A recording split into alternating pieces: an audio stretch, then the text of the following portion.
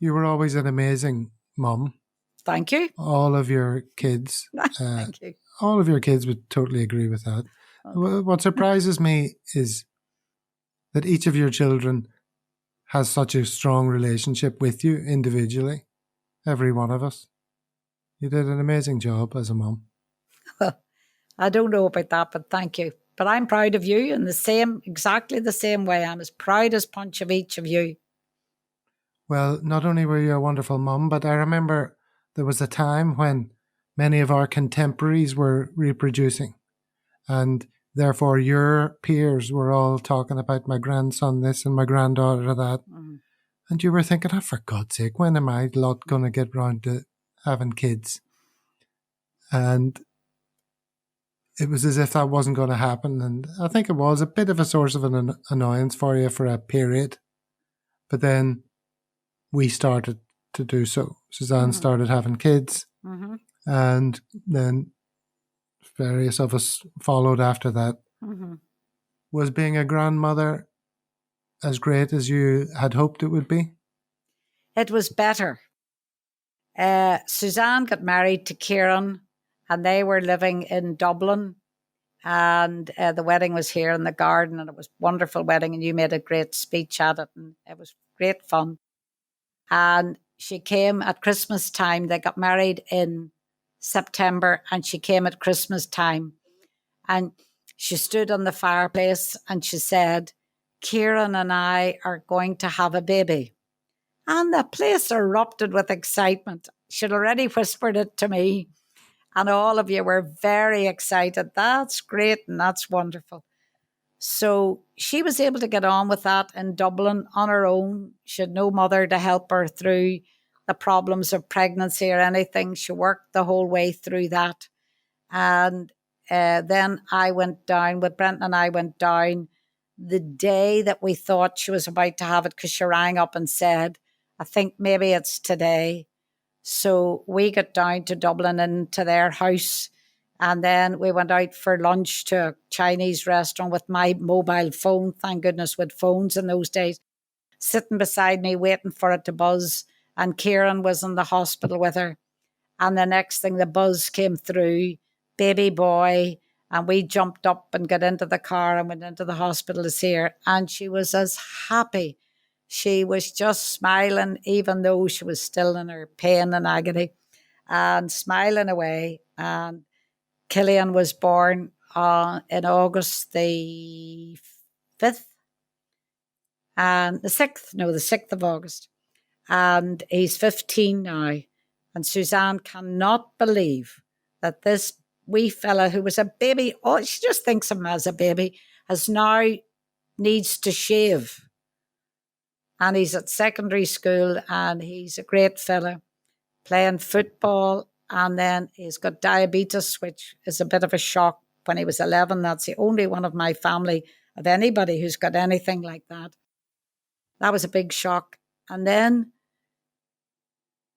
did Cormac get married after that? I'm not sure. But then 18 months later, she had Bella. And I went down again to Dublin to look after Killian when they went off to the hospital to have Bella. We didn't know whether it was a boy or a girl. And Suzanne was very ill after that. She wasn't able to cope. Her hips had gone some way and she wasn't able to walk. So Kieran had to take the baby in and out of the bedroom, change the nappies and bring it back for her to feed. She breastfed Killian till he was about 18 months. She the next thing is Bella was born. Then she breastfed Bella for the next 18 months. She was a great, fabulous mother. Trouble at the beginning with Killian and getting him to stop crying and things, but she got over that. And then Cormac got married, and he was hardly married too, I think. September, he got married, and Claire then announced that they were pregnant. So then Miles was born the 21st of October. Miles would be, 12 now? I think Miles is 12. And he was born, I went over to Scotland the day he was born, flew over, met Cormac. He took me away to a shop place to have a cup of coffee because he wanted to take me into the hospital before visiting hours. He really wasn't allowed. I went in to see him. This bright red-haired, blue-eyed, gorgeous wee boy.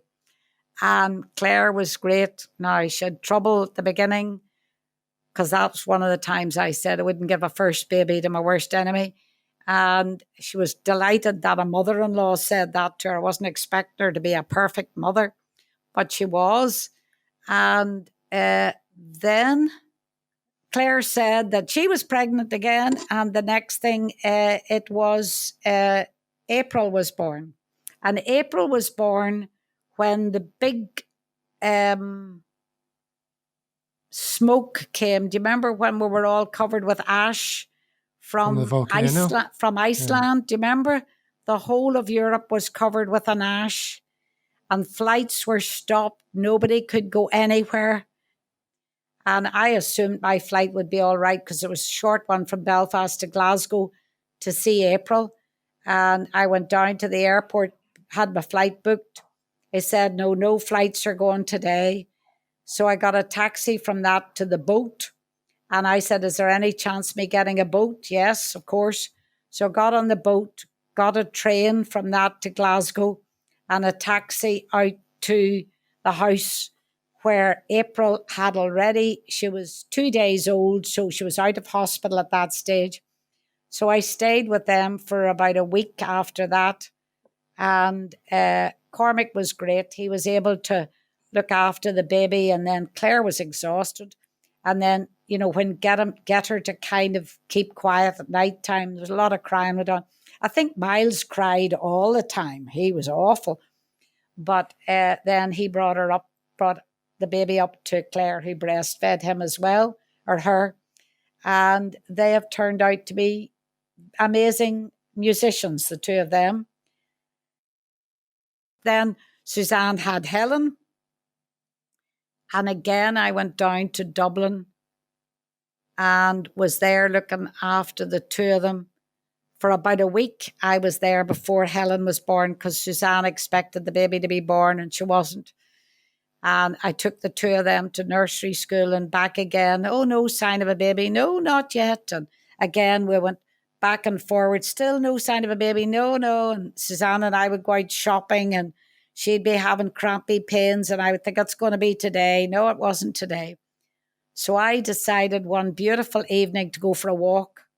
And off I went, no mobile phone, away into sort of nearly Dublin, walking the whole way. It was a gorgeous evening. I said, God, I'm getting tired. I think I better go back. But slowly I walked back, calm as could be, got into the house. Where have you been? Suzanne was in the bath. Kieran was watching her in the bath. Killian was wondering what she was doing in the bath, and Bella and Isabel. And they went off to the hospital very quickly. And Helen was about to be born. And Suzanne said, I don't want her to be born on Gavin's birthday. I want her to have her own birthday. And the hospital said, but we can't do much about it. Like, it's either going to be the 16th or the 17th of June. And she said, but I want it to be the 16th. Anyway, the baby was born on, guess what, the 17th, Gavin's birthday. So I stayed on for another while to help with the other two there again. It's Helen's birthday now, by the way. Pardon? It's not Gavin's birthday anymore. It's Helen's birthday. Well, it's Gavin and Helen's birthday. Well, I get to share Helen's birthday. Okay, right. You're very kind. That was very kind of you to do that. And then a joyful thing happened in far off Borneo. After a good few years of, no sign of us getting pregnant. Oh, we'll try this. Oh, we'll try the other. And I'm busy saying, oh, please God, they'll have a baby. Please God, let them have a baby. And the next thing, Zati was pregnant and she had Max. And unfortunately, I wasn't able to fly out to Borneo for that event. But again, it was a first baby. not easy for any mother to deal with. But Zati performed very well, managed greatly, and she was able to. Gavin had looked up books and he knew all about birth. Do you remember you knew everything about all funny births? And you kept telling me, you know, there's babies are born and they've only one arm and they've only one leg and they come out this way. I says, would you stop looking at funny babies being born? Look at normal babies being born. Most babies are normal. That's what normal means. Do you remember you used to tell Zati about all these awful things? That was terrible. I mean, there's learning about how birth happens, but getting into all that minutiae was ridiculous. So Max was born, and what a gorgeous child he turned out to be. And he's now grown up to be beautiful. He's getting strong and muscly, and he knows everything about everything. And he says, Granny, do you know about some sort of dinosaur? Or do you know about some sort of periodic table? No, nothing about periodic table. No, nothing about dinosaurs. Only know about Triceratops. Oh, but this is another one, and it's a this, that, and the other. So he goes on about that. And then Louise got married at the same time as you were pregnant, or Zati was pregnant with Max. And you came over for the wedding, and we had that in Cushendall, and all the Scottish kilters were there, and that was a great night, great day. They all had a great weekend in and out of Johnny Joe's pub and everything. And Louise was pregnant married for about a year, and then she got pregnant and delighted with herself. And then Malcolm was born on June the 16th, 2016. And I had been going to Mass that morning. She phoned me up to tell me she was having pains. And I said, aye. I'll go to Mass, I'll meet you, I'll call in at the house on the way back, which I did. And there she was on her beanbag, pain. And Ken timing all these contractions. And I thought, it'll be ages before this baby's born. And I went into town to get something, I can't remember, maybe something for her. And I got a phone call in from Ken, would you bring us up some sandwiches from Marks and Spencer's? We're starving. We're in your bathroom up here in this house. She was having a bath and for the water to ease her pains. And I rushed up like the devil. I was buying a present for Ken for his birthday. Got up to the house with the sandwiches. So with sandwiches and coffee, the three of us sitting in the bathroom. And then they went off down to the Mater. And it was, midwifery led, the Mater. And she had a water birth. And it was relatively easy. She got out of the bath, I think, to go to the toilet. And then the nurse said, quick, get back into the bath. You know, I can feel the baby's head. So I was waiting for the phone call. And the next thing, Ken rang me to say, a baby boy. So I had my pink outfit waiting and my blue outfit waiting. Got into my blue outfit and quickly down to the Mater. And beautiful room. She had a lovely big room and a lovely, like a suite. And Ken was holding the baby and he was great, must say great with the baby. And he came home and she got on with it as best she could. Again, not easy, a first baby. And then 2 years later, she had Alistair. And Alistair was born pretty much the same way. She had contractions. She was in the house. Ken was counting the contractions. And then I went down to look after Malcolm. He was in bed. They went off that evening to the hospital. And then Ken rang me to say, and 2 boys or something. And I thought, what? Twin boys? And he said, no, another boy. So he was called Alistair. And then again, was I able to go down to the hospital that time? No, I don't think I was because I was babysitting. And then Ken came home about midnight, and I came back to the house here, and they came home with Alistair. So those two are a joy, an absolute joy, because and the lucky thing about it is they're just down the Antrim Road. They're just close to me. So I have great relationship with them because I see them so often. So 8 grandchildren. Yep. All of whom think the world of Granny. Well, yeah, I suppose they do. But Granny would be a little more strict than their parents would be with them. Granny would say, well, I'm not not too except sure with about food. that. Well, I wouldn't. Well, I wouldn't want. I would want to tell them no, not to do things. But you're not allowed to tell children no. You have to explain to them why you're saying no. I would go, don't do that. Now you don't Well, speak to babies like that, mommy. You do this, that, and the other. well, talking about how highly they think of you brings us on to our last question, Oh, which is shame. I'm enjoying this too much. Hello. Hello, everyone. Hi. Greetings from Las Vegas. Cormac Daddy Bear here. Hello, it's Mummy Bear. Ridiculous. Hi, It's Claire. Hi, it's Miles, and I am the one and only April Macaulay. So we've got a question for Lally Legend, also known as Granny, and also known as Noelle Macaulay. So my question is, Lally Legend, you have inspired each of us in different ways. Can you tell us who in return has inspired you?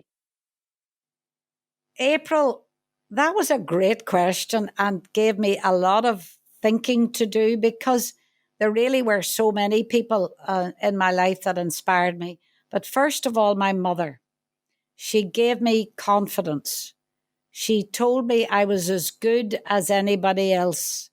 She told me I was a great actress and a great talker and I was great at drama. And she told me that she loved me. And she used to cuddle me and tell me she loved me so much she could eat me all up. And that in turn led me to be like that with my children, that you love them so unconditionally. You think you know love when you fall in love, as I did with Brendan. But then when you have your first child, you just think, I just love that child so much I could eat them all up. And then you have another child and you go, oh, I just love you, Suzanne. Oh, eat your toddy. And then there was Gavin. Oh, Gabby, I love you very much. Oh, blow on your tummy. And then there was Mark. Come into town with me, Mark. We're going to go shopping. Oh, I just love you. You're a great fella. And then there was Louise and the same thing with her. Oh, love you every bit. So my mother gave me confidence. And she told me I could do anything I wanted to do. And she gave me loads of responsibility. Like when we went on holidays, I was to look after the money and all that business. And she taught me a wee bit of Italian. And she gave me lots of jobs to do about the house even. And told me I was good at making beds. Well, that was a very good trick because then I went up and made the beds again, mostly in Portstewart.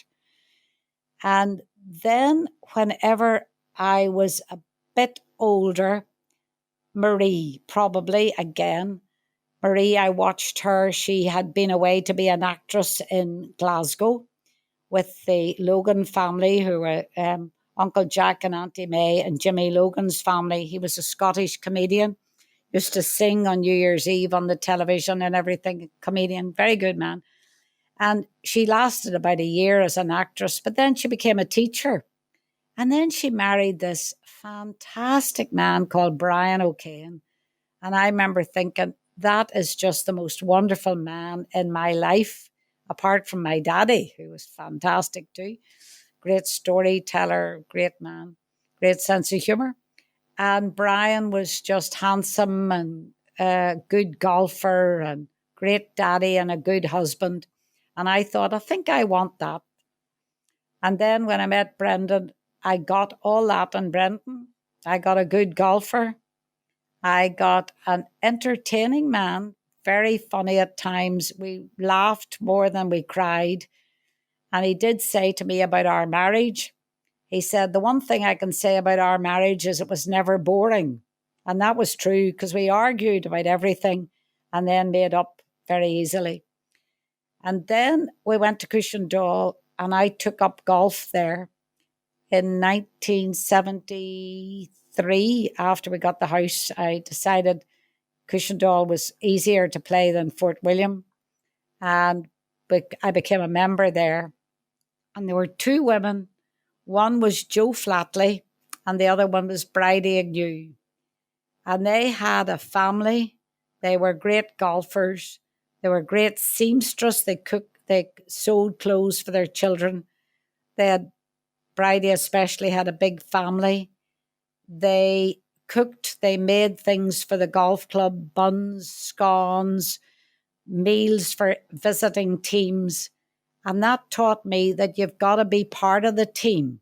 And being part of the team possibly means doing things that are outside the golf. You had to play on the golf team, but with no caterers or anything down there.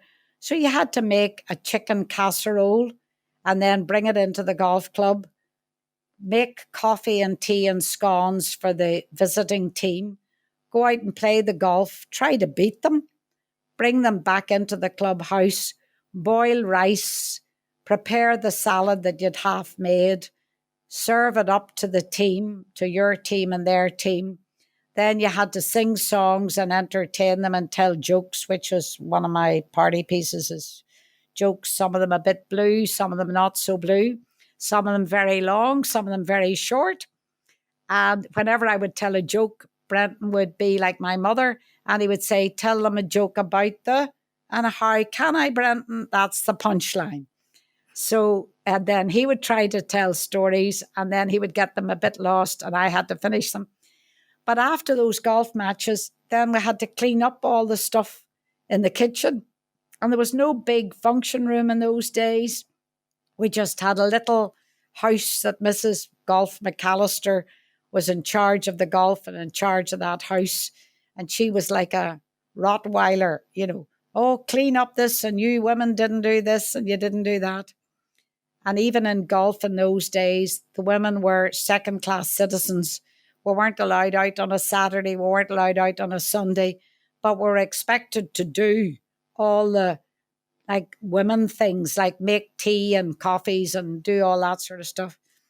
So when it came, so I don't know why I'm rambling on, but when it came to 77, when Brenton was the captain, I had to organise some of the women to help me. And we made all the salads and all the food for the men's captain's night. We had ham and turkey and salmon and salads and bread and desserts made by different people. And then had to serve it all up to the men. And the minute we served the food up, then we were told to, like, away you go. It's captain's night. We're going to get drunk and enjoy ourselves after we cleaned up. Right, let's get back to how these women inspired you then. What did briefly, in what ways did they inspire you? They inspired me because they were good golfers. They were very good-looking women. They had a family. They cooked and sewed for their family. And so they did everything. They did everything. Were wonderful, two wonderful women. Okay. Sorry for getting carried away there. It's okay, but we don't need lists of ham and chicken and coleslaw. And okay, right. Well, that's part of what you get with me. You get the rambling. Mm-hmm.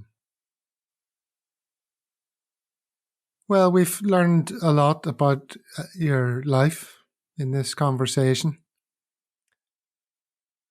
When you reflect on things, if you could go back in time and talk to 15-year-old Noelle and tell her what her life would hold in store, how happy would 15-year-old Noelle be with what was ahead? I think she would be surprised that she had so many children. And I think she would be surprised that she ended up in Cushendall so much, because she would have thought Portstewart would have been where she would have ended up. And I think she would have been surprised that she was able to cope with having children. Because Mary, the housekeeper, used to say to me, I'm surprised that child's growing up as well as it is. despite you being its mother. In other words, she was shocked that I was able to look after a baby, and that was Cormac. But overall, I think she would say, you were very lucky. You were lucky that you met the right man at the right time.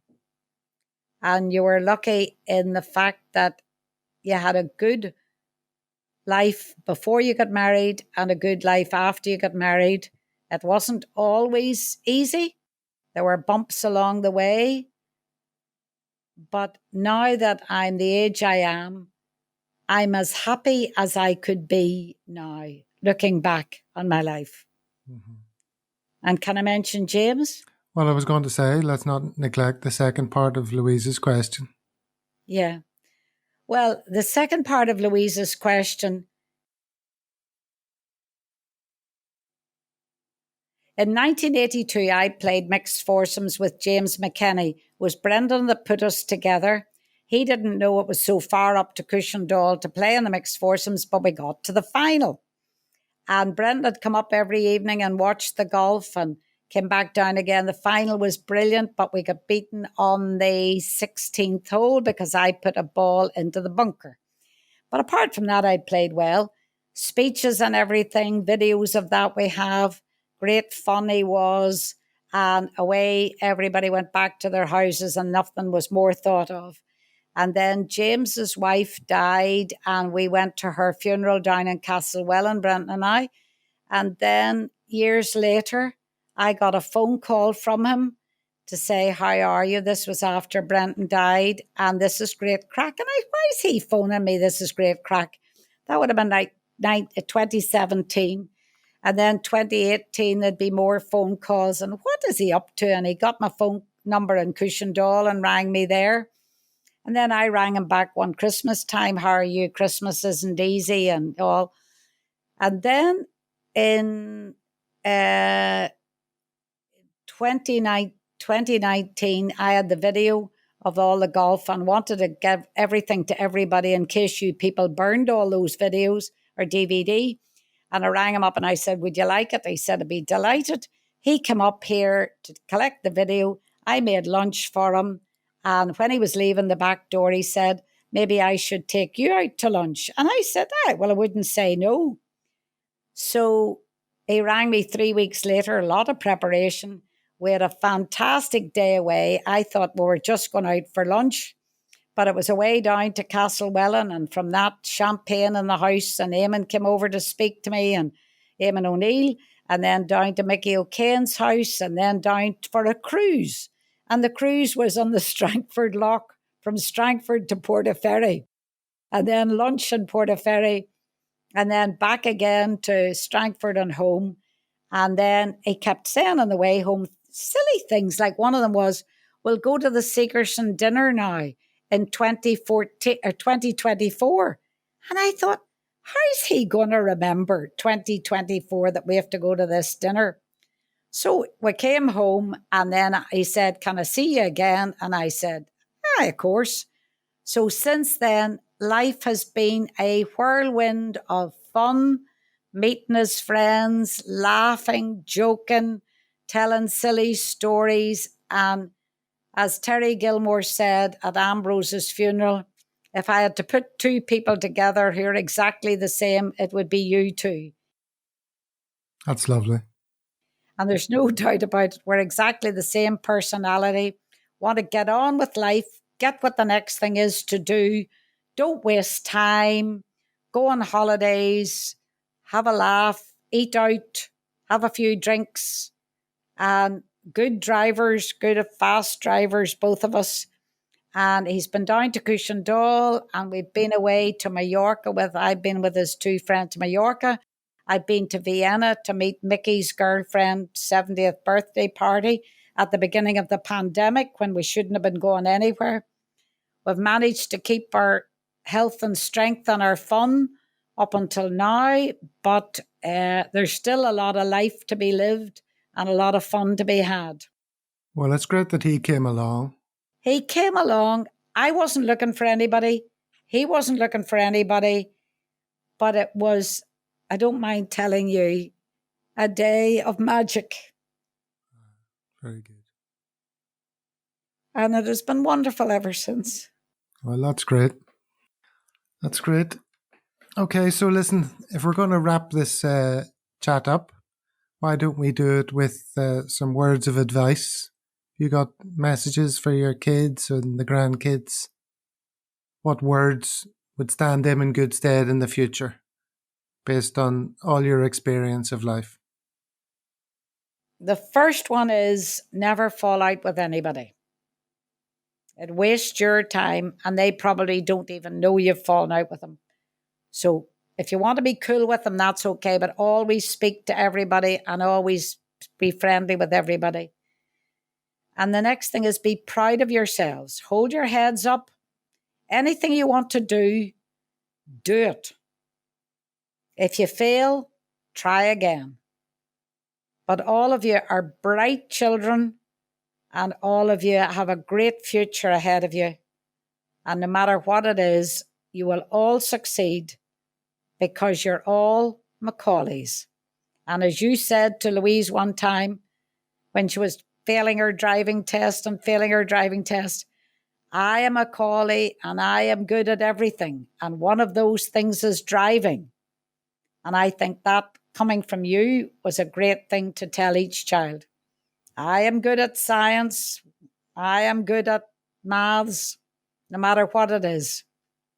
And never say, I can't, because you can and you will. And I love you all.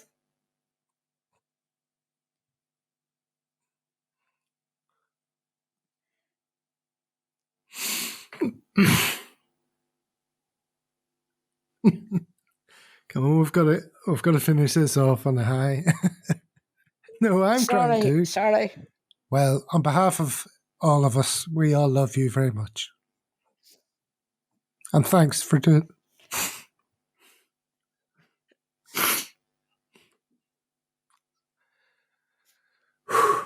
Thanks for doing this recording. It's been great. Well, thank you for having me. That was very interesting. I didn't know I had as much to say, but I was always a talker. People can never get a word in edgeways with me. And I love talking to everybody and I love listening to people. Not so good at listening, but I'm better at talking. Okay, thanks. Thank you. Bye.